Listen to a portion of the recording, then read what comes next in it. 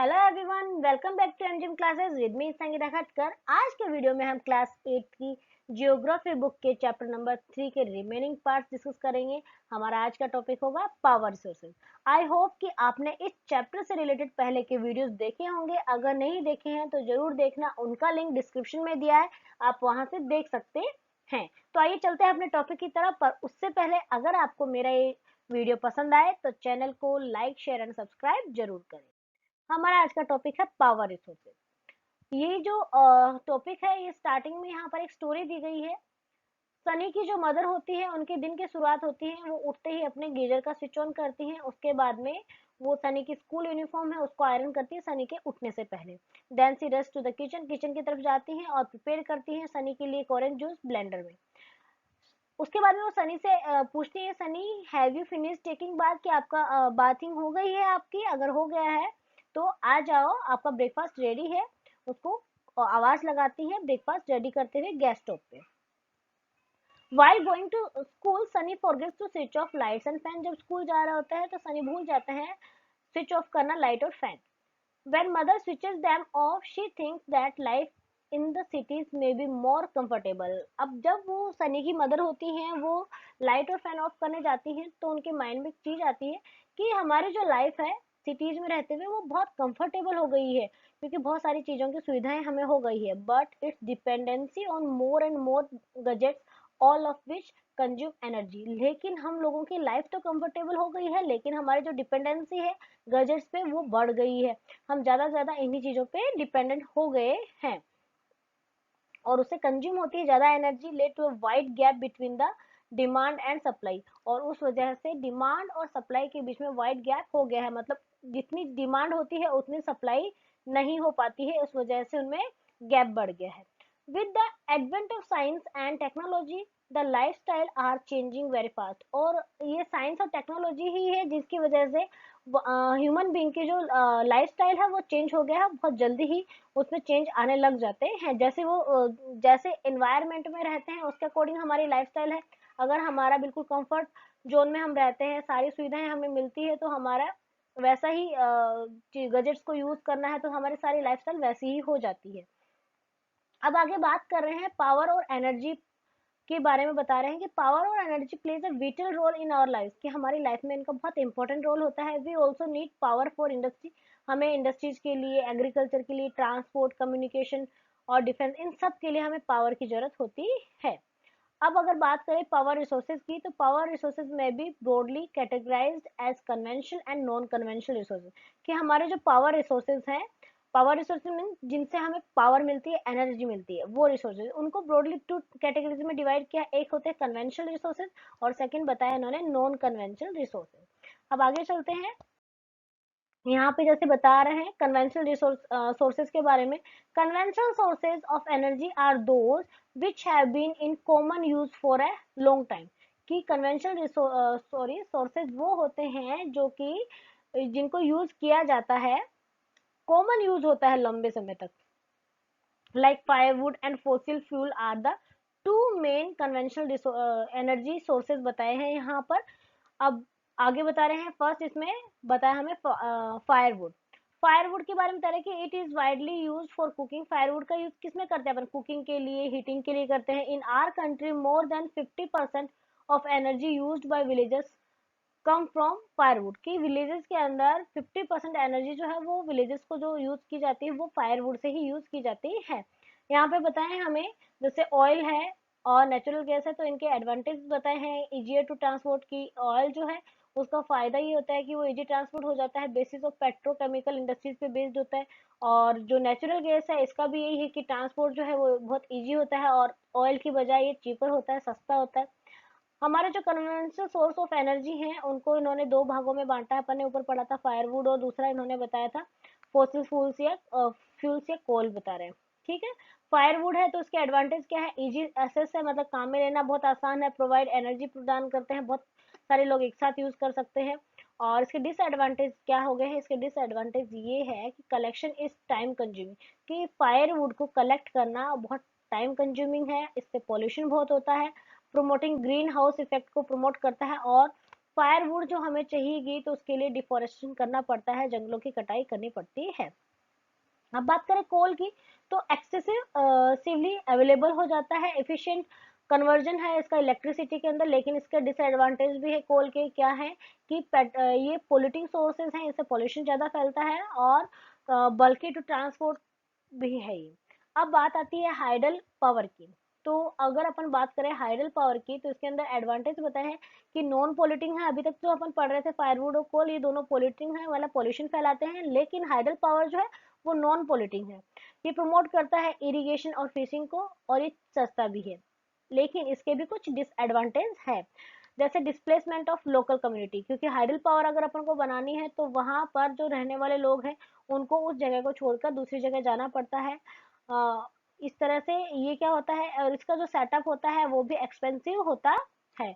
अब आगे देखते हैं हम क्या बताया है कि remains of plants and animals which were buried. हम फॉसिल फ्यूल के बारे में पढ़ रहे हैं, तो कि जो रिमेन्स है प्लांट्स के और एनिमल्स के, जो कि बरीड हो जाते हैं, दब जाते हैं हमारे अर्थ के नीचे, और उनको वहां पर मिलियंस ऑफ ईयर लग जाते हैं, तो वो जो दबने के बाद में मिलियंस ऑफ ईयर निकल जाते हैं, उसके बाद में धीरे धीरे वो कन्वर्ट हो जाते हैं, किसकी वजह से, हीट और प्रेशर की वजह से, तो वो फॉसिल फ्यूल्स में कन्वर्ट हो जाते हैं। तो इस तरह से fossil fuels such as coal है, पेट्रोलियम है, नेचुरल गैस है, आर द मेन सोर्स है कन्वेंशनल एनर्जी की। The reserve of these minerals are limited, जो रिजर्वर्स है इन मिनरल्स के वो बिल्कुल लिमिटेड हैं। The rate at which the growing world population, अब जिस तरह से वर्ल्ड की पॉपुलेशन जो है वो बढ़ती जा रही है, उस हिसाब से इनका कंजप्शन भी बढ़ रहा है, तो उस वजह से इनकी फॉर्मेशन की रेट नहीं है, वो बहुत स्लो है। So these are likely to be exhausted soon, तो इस वजह से इनका यूज ज्यादा हो रही है, इनकी डिमांड ज्यादा हो रही है, और इनकी सप्लाई है ही नहीं, तो इस वजह से जल्दी ही ये खत्म हो जाएंगे, एक्सोसिएटेड हो जाएंगे, तो इसलिए हमें इनका यूज जो है सोच समझ के करना चाहिए। नेक्स्ट अगर अपन बात करें कोल की, तो कोल जो है मोस्ट एविडेंटली जो फाउंड फॉसिल फ्यूल है, बहुत इजीली मिल जाता है ये। It is use as a domestic fuel, इसको डोमेस्टिक फ्यूल की तरह भी यूज किया जाता है, बहुत से लोग घरों में इसका यूज भी करते हैं। इंडस्ट्रीज में भी यूज होता है, जैसे आयरन और स्टील इंडस्ट्री है, स्टीम इंजन जो होता है उसमें इसको यूज किया जाता है, और इलेक्ट्रिसिटी जनरेट करने में भी इसको यूज किया जाता है। Electricity from coal is called thermal power. अब कोल से जो इलेक्ट्रिसिटी प्रोड्यूस की जाती है उसको बोला जाता है thermal power. The coal which we are using today was formed millions of year ago, जो कोल हम आज यूज कर रहे हैं उसको बनने में मिलियंस ऑफ ईयर लगे थे।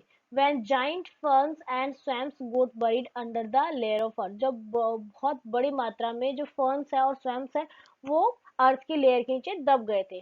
Coal is therefore referred to us as buried sunshine, और इसीलिए इसको रेफर किया जाता है buried sunshine, दबा हुआ sunshine. The leading coal producers, अब बात कर रहे हैं लीडिंग कोल प्रोड्यूसर वर्ल्ड के अंदर कौन कौन से हैं, तो चाइना है। वैसे भी अगर अपन ने दूसरे रिसोर्सेज में देखा, या अपन ने इससे पहले के वीडियोस में भी देखा था मेटल्स वगैरह में, तो चाइना जो है वो लीडिंग कंट्री है। USA, Germany, Russia, South Africa and France, ये लीडिंग जो है प्रोड्यूसर हैं, सॉरी इसके। The coal producing area of India are Raiganj, Jharia, Dhanbad and Bokaro हैं, जो कि झारखंड में है। और अपन ने उसमें मेटल्स में भी रीड किया था कि झारखंड के अंदर मेटल्स भी बहुत रिच अमाउंट में मिल जाते हैं। उसके बाद में आते हैं अपन पेट्रोलियम पे। The petrol that keeps your car running, वो पेट्रोल जिसकी वजह से आज हमारी कारें चलती हैं, as well as the oil that kept your cycle from squeaking. तो उसी तरह जिस तरह पेट्रोल का यूज किया जाता है, ऑयल का यूज भी किया जाता है, दोनों ही जो है began as a thick black liquid called petroleum. तो दोनों ही क्या है, एक थिक ब्लैक लिक्विड होता है जिसको हम पेट्रोलियम कहते हैं, वहां से निकाले जाते हैं। It is found between the layer of rocks, तो ये जो है अर्थ की लेयर के बीच में जो चट्टान है उनमें से निकाला जाता है, and is drilled from oil field, और वहां पर ड्रिलिंग के थ्रू ऑयल रिफाइनरीज डाली जाती हैं ऑफ शोर के वहां पे, या फिर कोस्टल एरियाज के वहां पे जहां पर ये पाए जाते हैं। This is then sent to refinery, उसके बाद में ड्रिलिंग के बाद में इनको भेजा जाता है रिफाइनरीज के वहां पे, जहां पर प्रोसेस के through crude oil and produce a variety of products. तो उसके बाद में क्रूड ऑयल जो है, या फिर दूसरे प्रोडक्ट भी हैं, जैसे कि डीजल है, पेट्रोल, केरोसिन, वैक्स प्लास्टिक्स और लुब्रिकेंट्स है, ये सब इनसे प्रोड्यूस किए जाते हैं। Petroleum and it's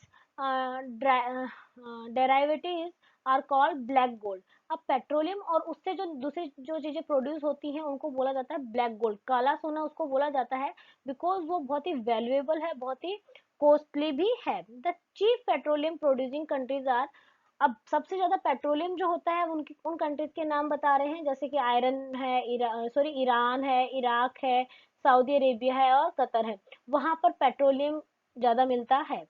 the other major producer हैं वो है यूएसए, रसिया, वेनेजुएला और Algeria.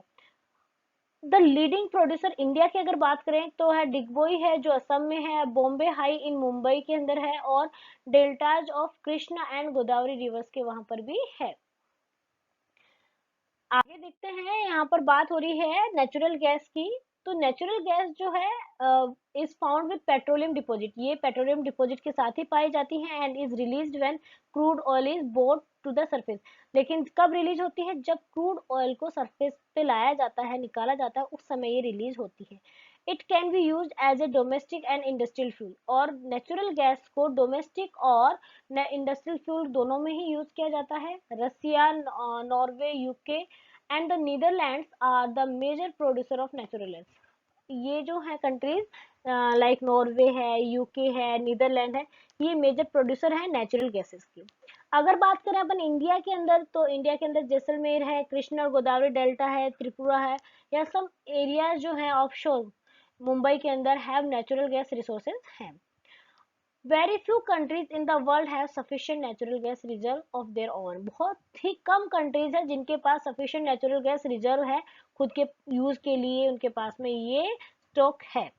The sharp increase in our consumption, हमारा जैसे जैसे पॉपुलेशन बढ़ रही है, मीन्स डिमांड बढ़ रही है, कंजप्शन बढ़ रहा है फॉसिल फ्यूल्स का, has led to their depletion at the alarming rate. तो इस वजह से उनका जो डिप्लेशन है वो अलार्मिंग रेट पे पहुंच गया, हमारे सामने एक चुनौती आ गई कि हमें उनका सोच समझ के यूज करना चाहिए। The toxic pollutants release from burning these, अब जब हम उनको जलाते हैं तो उनसे टॉक्सिक पोल्यूटेंट्स निकलते हैं, fuel are also a cause for concern. तो इस वजह से ये भी एक सोचने वाली बात है कि उससे हमें कुछ हार्म भी पहुंचते हैं। Unchecked burning of fossil fuel is like an unchecked dripping tap, तो बिना सोचे समझे जब अपन फॉसिल फ्यूल का यूज करते हैं, उसको जलाते हैं या काम में लेते हैं, तो ऐसा लगता है कि अगर कोई ड्रिपिंग टैप है जिससे बूंद बूंद करके कुछ टपकता रहता है, तो ये वैसा ही है, विल इवेंचुअली रन ड्राई। तो वो लगातार, अगर अपन बात करें अपने जो वाटर टैंक है, अगर उसमें से टैप में से पानी कंटिन्यू ड्रिप होता रहेगा तो कुछ टाइम बाद में वो टैंक सूख जाएगा। उसी तरह से अगर हम इन सब फॉसिल फ्यूल्स का सोच समझ के यूज नहीं करेंगे तो जल्द ही सूख जाएंगे। This has led to tapping of various non conventional source of energy that are cleaner alternatives of to fossil fuels. अब बात कर रहे हैं अपन कि ये जो tapping various non conventional sources हैं एनर्जी के, तो वो बता रहे हैं कि यार क्लीनर अल्टरनेटिव्स हैं, ये बिल्कुल उनकी जगह हम इनको यूज कर सकते हैं फॉसिल फ्यूल की जगह। अब आता है नेक्स्ट है हाइडल पावर। हाइडल पावर क्या है? ये बता रहे हैं कि रेन वाटर और रिवर जो वाटर होता है स्टोर कर दिया जाता है डैम्स में, is made to fall from heights, और उसके बाद में उसको एक हाइट से छोड़ा जाता है, खूब काफी हाइट से। The falling water flow through pipes, अब जो फॉलिंग वाटर है वो पाइप्स के थ्रू छोड़ा जाता है inside the dam over turbine, और उसके अंदर टर्बाइंस लगी होती है, कुछ टर्बाइंस ब्लेड होती हैं, वो प्लेस की जाती है, वहां पर फिट की जाती हैं बॉटम में डैम के। The moving blades then turn to generator, अब जो वो ब्लेड्स हैं जब वो मूव करती हैं टर्न टू जनरेटर की तरफ करती हैं और उससे इलेक्ट्रिसिटी प्रोड्यूस होती है। This is called hydro electricity, उसको बोला जाता है hydro electricity. The water discharge after the generation of electricity, जब वाटर डिस्चार्ज होता है वहां से निकलता है, जब इलेक्ट्रिसिटी जनरेट हो जाती है, इज यूज फॉर इरिगेशन, तो उस वाटर को इरिगेशन में काम में लिया जाता है। 1/4 of the world electricity is produce by hydel power, हमारे वर्ल्ड की जो टोटल इलेक्ट्रिसिटी है उसका 1/4 जो पार्ट है वो हाइडल पावर से जनरेट किया जाता है। The leading producer of hydel power world के अंदर बता रहे हैं वो है Paraguay, Norway, Brazil and China. Some important hydel power station in India are Bhakra Nagar, Gandhi Sagar, Nagarjun Sagar and Damodar valley project हैं, ये जो बताए हैं ये हमारे इंडिया के हाइडल पावर स्टेशन हैं। अब बात करते हैं नॉन कन्वेंशनल रिसोर्सेज की। तो नॉन कन्वेंशनल रिसोर्सेज हम नेक्स्ट वीडियो में पढ़ेंगे। आई होप कि आपको ये वीडियो में जो कंटेंट मैंने बताया है वो समझ आया होगा। So please do like share and subscribe my channel. Thank you for watching.